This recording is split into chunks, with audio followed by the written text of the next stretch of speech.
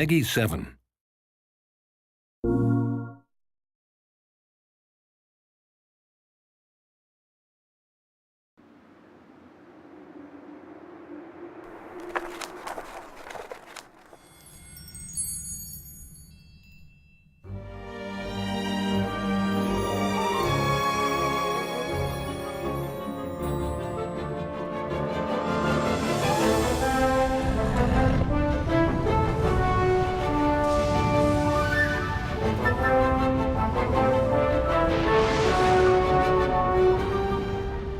In the beginning of the game, you're in the Hogwarts library, and you immediately meet this character, the Professor, who is hopefully like the best teacher you've ever had.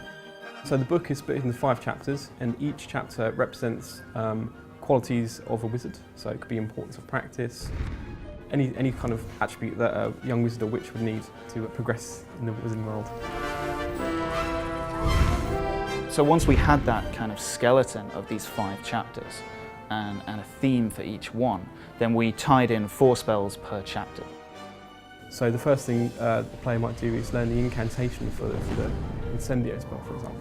So they have to repeat the words that are shown on screen. And then the next stage is to perform the gesture, which is a simple shape drawn with the move controller. And then they might go into a practice environment where they fight some magical creatures with this new spell.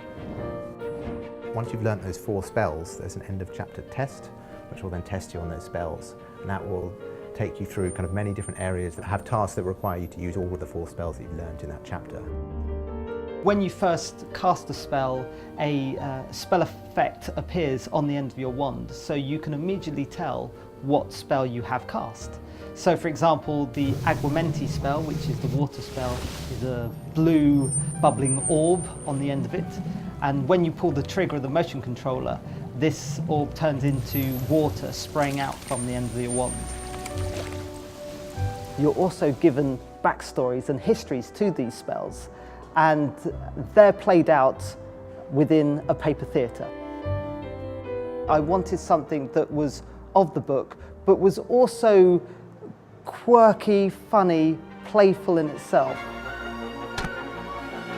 So I think what we've got now is some people have described it as a reinvention of the book. It's the first time that we've put the magic wand in your hand, we put the spell book in your hand, and you get to be the one casting all of these really iconic spells.